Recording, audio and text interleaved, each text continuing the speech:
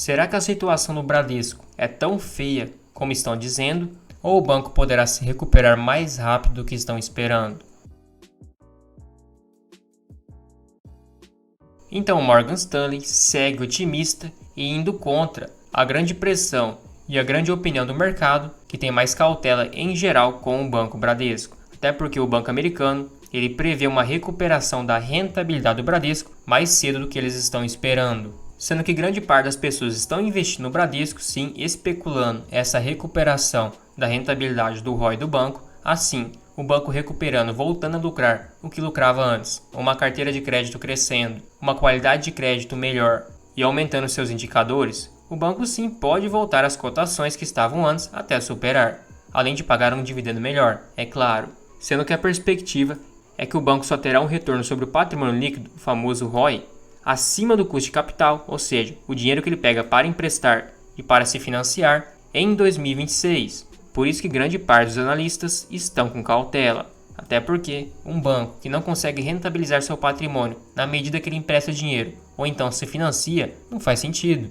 E segundo o Morgan Stanley, na entrevista que teve com o novo presidente do Bradesco, o Marcelo de Noronha, eles têm uma visão positiva para a ação com a recomendação de overweight, ou seja, exposição acima da média, quase equivalente à compra. Até porque os analistas do banco destacaram que estão mais confiantes em sua visão com a recuperação do ROI, sendo que a administração do banco compartilhou informações valiosas sobre como está pensando a recuperação do ROI, isso envolvendo participação de mercado em crédito.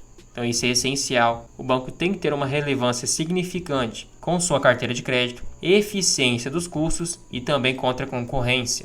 Eles querem dar foco principalmente na digitalização, o que esse é um dos principais pontos negativos do Bradesco. Eu fui cliente praticamente minha vida inteira e quando eu comecei a investir, quando eu criei esse canal, eu procurei pela sua aba de investimentos, se era prática, se era útil e acabou me frustrando. Então eu fui obrigado a mudar para outro banco ou outra corretora, no caso o Banco Inter, pela praticidade e também pela comodidade. Sendo que a plataforma de investimentos do Bradesco é muito arcaica, não tem diversas opções e também diversos tipos de investimentos não constam na plataforma. Então um banco que tem mais de 150 bilhões de valor de mercado, é gigantesco, está em todo o território nacional, não ter um aplicativo de investimentos decente, para mim é o cúmulo.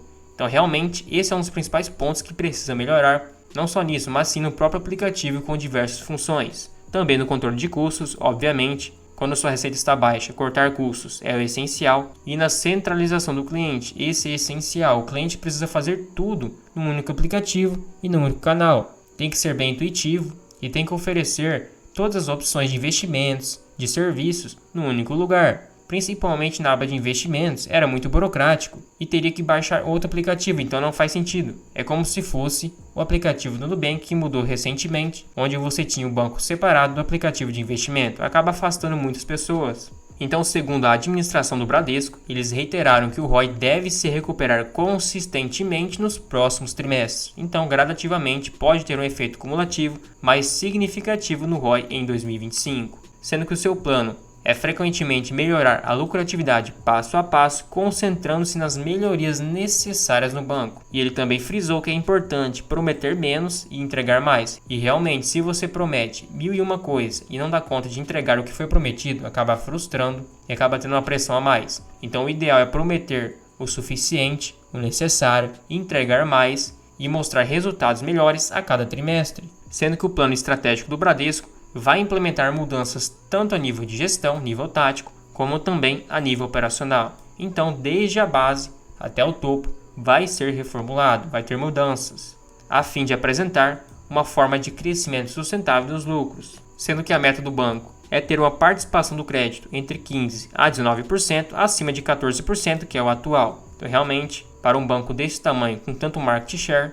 é uma porcentagem muito baixa, sendo que o Nubank acabou entrando nos holofotes por causa dos cartões de crédito, o que se popularizou muito e grande parte das pessoas estavam conseguindo crédito com o Nubank, o que faz ele ser um banco gigantesco que é hoje. Sendo que, por ordem, o banco vai dar foco na digitalização, racionalização na abrangência, então ele não precisa ser o melhor em tudo, mas sim atender tudo de maneira sucinta e de maneira eficaz. Claro que ele tem os seus pontos fortes, como crédito para pessoas físicas, enquanto o Banco do Brasil crédito rural. Já a racionalização das agências é outro ponto fundamental. Tem municípios que podem não ser rentáveis o banco estar neles.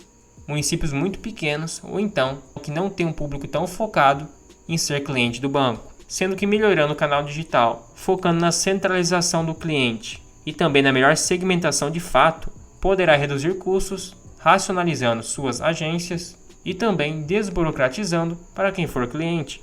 Sendo que o Morgan Stanley reitera que ele está otimista, já os outros bancos estão com cautela, que foi o caso do Goldman Sachs, que tem recomendação de venda para os ativos do Bradesco, e o Itaú BBA tem recomendação equivalente a neutra, ou seja, quem tem nem vender nem comprar, simplesmente ir recebendo os dividendos, e para o BBA, o Bradesco está no caminho certo e o valuation já está corrigido e já foi precificado de acordo com os seus resultados. Claro, com as estimativas de 2024 e 2025 revisadas, e eles esperam chegar a um ROI de 11% em 2024 e 14% em 2025, sendo que de acordo com a opinião de 14 casos de análise, 10 deles recomendam posição neutra, 1 de venda e 3 de compra. Então, no geral, está entre neutro e compra. Sendo que o Bradesco realmente, nos últimos 10 anos e nos últimos 5 anos, deu um retorno muito pífio, um retorno péssimo. Perdeu para renda fixa, fundos imobiliários e Bovespa e a grande parte dos investimentos. Então, esses bancos gigantescos, o jeito mais esperto de comprar seria sim quando está numa crise bem feia que está hoje, especulando a possível melhora, assim receber um bom yield on cost e o seu dividendo fazer parte da rentabilidade, já que a valorização não vai ser mais tão expressiva comparado a uma small cap ou uma empresa pequena. Você pode ter até mesmo uma recuperação com 100%, 200%, quem sabe 300% no médio e longo prazo, mas os dividendos sim que vão fazer a diferença, e você comprando barato, o banco se recuperando, tendo lucro muito maior, aí sim o dividendo pode ser também bem significante, bem expressivo. Sendo que o seu PVP de 0,86 está praticamente metade da sua média histórica e é o seu nível mais barato desde 2014. Ele está negociado num PL de 10 vezes lucro, não é porque ele está caro, é que o lucro caiu muito, então acabou elevando o preço sobre o seu lucro.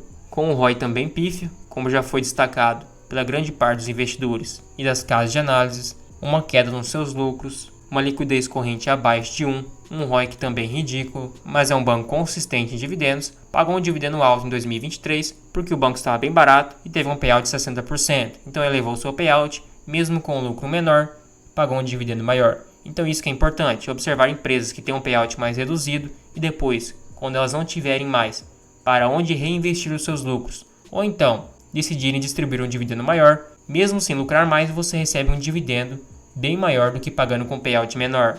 Sendo que o banco em 2019 teve um lucro líquido de 22,58 bilhões. Se pegarmos 22,58 bilhões multiplicado pelo seu último payout de 60%, que é um pouco atípico, chegaríamos em 13,54 bilhões em dividendos distribuídos. Dividindo pelo total de papéis, um dividendo de 1,27, isso com sua recuperação e um lucro de 22 bilhões. Sendo que em 2023, na verdade, pagou um dividendo ainda maior de 1,70 e em 2019, 2,01. Claro que as bonificações têm efeito nesses dividendos, até porque a base acionária vai aumentando, e se ele pagar 1,50 de dividendos há 5 anos atrás, é menor do que ele pagar 1,50 hoje porque tem mais ações de circulação. Mas 1,27 dividido por 13,46, chegaríamos em 9,4% de dividendo yield. Isso ele retomando 22,5 bilhões de lucro com um payout de 60%. Então o banco pode sim ser um bom pagador de dividendos se você comprar barato e aproveitar as oportunidades.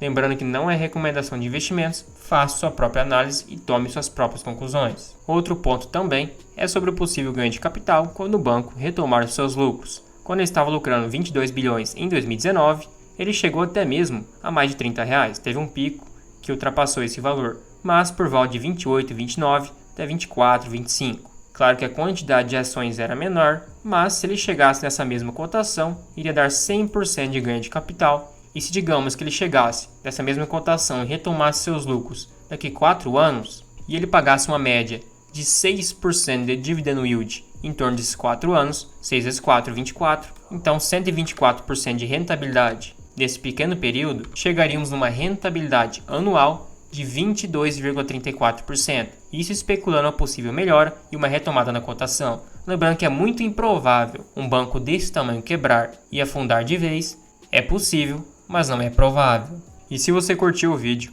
achou útil, achou informativo, considere virar um membro aqui no canal. Você recebe selos de fidelidade para diferenciar nos comentários, acesso a uma planilha de preço teto, também um grupo no WhatsApp exclusivo para membros. Tudo isso por somente R$ 2,99 por mês, fica um valor bem acessível e você me incentiva demais. Também não esqueça de se inscrever e ativar o sininho, assim você fica por dentro de todas as novidades e todos os vídeos aqui do canal.